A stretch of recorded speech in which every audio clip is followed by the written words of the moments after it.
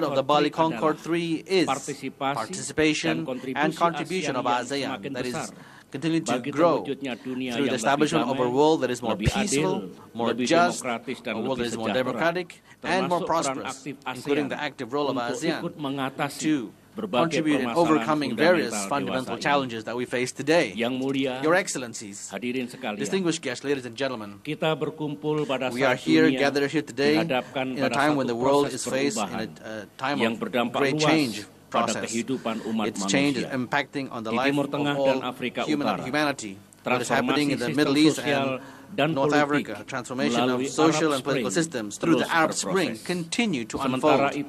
At the same time, the world is faced with a new threat of an economic crisis as a consequence of the financial fluctuations in the Eurozone. We are also following this issue, that the economic crisis is becoming an issue of an agenda in the G20 summit in Cannes, France, and also the APEC summit in Honolulu, the U.S. just recently. Furthermore, with the continued uncertainty that continues to haunt the global economy, there are many challenges that are faced, such as economic issues, but also the issue of food security, energy security, water, the issue of climate change, natural disasters, and also the impacts of ICT, information communication technology, on the community's lives. In the midst of such great change, there are still also great hopes that is placed upon our region. History has proven and attested that ASEAN continues to become an association that is mature, an association that is able to produce stability and ensure security in our region. We are able to strengthen our economic growth and also become a community that is becoming more people-centered, and also able to ensure the harmony among identities and civilizations that are multicultural. With such capital and position, I am confident that ASEAN will be able to contribute in responding to various global dynamics. This is in line with the theme that Indonesia has chosen as chairman for ASEAN this year, that is the community of ASEAN in the midst of a global community of nations. The essence of such a theme, ASEAN wishes to play a greater role in the affairs of the world, to outreach to the world. Departing from such a theme, I wish to underline 5 important points that we should address in the ASEAN summits and the ASEAN 19 summit in the next few days. Firstly, we wish to take concrete steps to strengthen the 3 pillars of the community of ASEAN.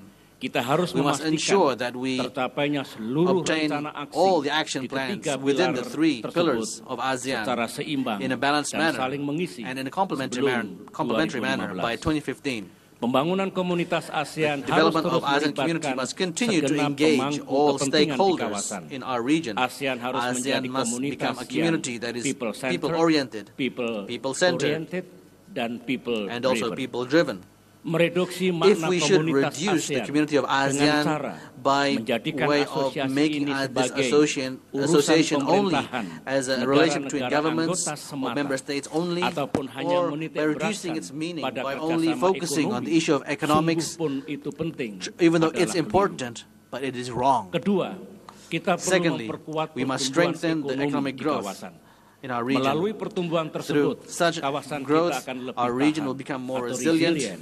It will be more volatile, more resilient towards global economic volatility. Furthermore, our resilience will make sure that we become part of the solution of the global economic and financial crisis that is taking place now. We will be able also to contribute to the global economy, to make it a strong growth, to make the global growth more balanced, or a more balanced global economy. I am very pleased that ASEAN possesses a roadmap to ensure its level of growth, among others, by developing greater connectivity among nations and among regions. We must ensure that the realization of the master plan of ASEAN connectivity Sama halnya, at the same dalam time, kerangka nasional, at the national level, Indonesia is also developing greater connectivity through the master plan for accelerated economic growth in Indonesia to enhance the economic growth and also to produce greater opportunities for investment, trade, and more jobs to be produced. Through this connectivity that is more effective, therefore the trade and investment between countries will no doubt increase. Surely, what we are achieving together is greater economic growth that is inclusive and also sustainable. We must give an opportunity that is fair for the many people so that they will receive the benefits of such integration in our regional economy. Thirdly, we must take a greater role, the main role in the regional architecture that is more efficient and more effective. ASEAN must maintain its centrality, maintain its leadership within the interaction with partner countries and also the inclusion of ASEAN in various inter-regional forums. The cooperation with ASEAN partners has been developed through various mechanisms such as ASEAN +1, ASEAN +3, ASEAN Defense Ministerial Meeting Plus, dan ASEAN Regional Forum, and ASEAN Regional Forum, and also other relevant mechanisms. Sementara itu, at the same dalam time, pembentukan in developing a regional architecture through a framework of East Asia Summit, we must identify joint principles that may strengthen our relation between the member states of the East Asia Summit. Through such joint principles, therefore, the relationships will be peaceful and friendly. It will not be limited to only Southeast Asia, but also include countries and main players in our region of South and in East Asia. We established the East Asia Summit, no doubt, to establish division, but to enhance unity and togetherness. Fourthly, we must ensure the stability and the security of our region in Southeast Asia and East Asia. ASEAN must continue to play a proactive role to facilitate and to engage dalam penyelesaian berbagai in resolution of residual issues that all the time has become a factor that concedes, interferes, acceleration of ASEAN cooperation. As the chair of ASEAN in 2011, ASEAN has facilitated dialogue for peace on border issues between Cambodia and Thailand. To the future, we must continue to enhance our capacity and ASEAN's ability for resolution conflict. We should be proud and happy that ASEAN is also able to develop a comfort zone for many countries to establish dialogue on issues that are very, very sensitive. For example, in the sidelines of the ASEAN Regional Forum last July, ASEAN Regional Forum bulan Juli lalu telah berlangsung pembicaraan it antara occurred dua some negara dialogue bersaudara, between two brother Korea countries, Utara dan that is Korea Selatan. Republic of Korea Selain and the itu, DPRK. kesepakatan guidelines Furthermore, on the establishment of a guidelines agreement on the implementation of the declaration on the conduct of parties in the South China Sea between ASEAN and the People's Republic of China has established a greater optimism within the management of the issue of the South China Sea. As we obtain peace and stability in our region, continue to progress by receiving more countries that possess nuclear powers through the framework of the Zone for Free Nuclear Weapons in Southeast Asia, or the SHON FEZ. We must take advantage of this momentum, this good momentum, so that we may implement the signing of the protocol of the SHON FEZ as soon as possible. Number 5, by ensuring the 4 important steps that I mentioned earlier, therefore we will be strengthening the role of ASEAN in the global discourse. In the world that is becoming more complex and more interrelated, ASEAN truly must be at the forefront in overcoming various challenges that continue to unfold and to show up. ASEAN cannot only become a passive observer, a watcher, or become a victim or a vulnerable group on challenges faced by the world. Therefore, we hope that the Bali Declaration and the community of ASEAN and the community of global nations will be a guideline for us to become a common platform for ASEAN countries to ensure ASEAN's contribution in addressing many global issues. Distinguished guests, ladies and gentlemen, that is the agenda and the main targets of ASEAN in the summit of 2011 in Bali, Indonesia. And finally, by raising our hands and the blessing of the Almighty Lord, Allah subhanahu wa ta'ala, Konferensi tingkat tinggi ke-19 ASEAN 19 Summit dan and konferensi ASEAN-related tingkat tinggi summits, terkait I lainnya, declare saya nyatakan dengan officially resmi open. dimulai. Thank you very much. Terima kasih. Thank you very much. Peace be Wassalamualaikum upon and you all, and may warahmatullahi God blessing shower wabarakatuh. us. Om Santi, Santi, Santi Om.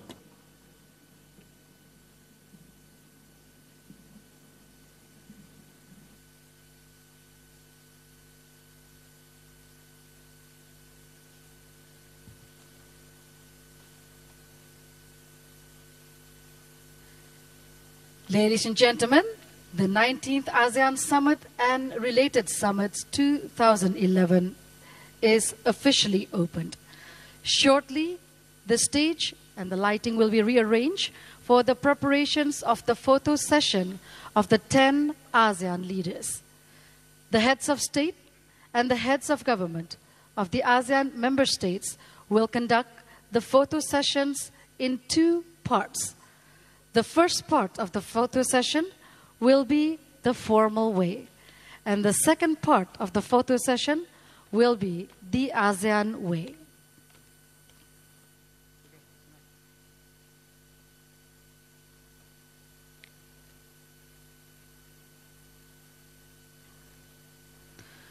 We would now like to kindly invite His Majesty and Excellencies, the heads of state and heads of government of ASEAN member states to come up on stage for a photo session.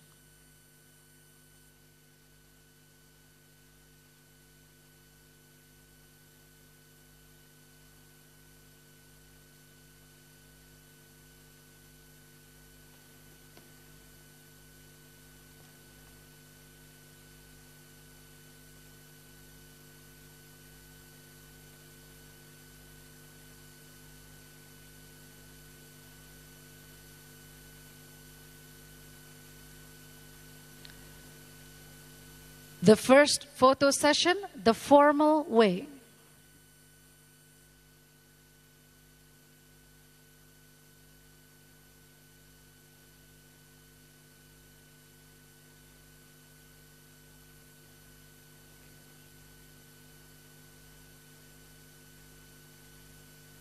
The second photo session, the ASEAN way, with a touch of the ASEAN smile.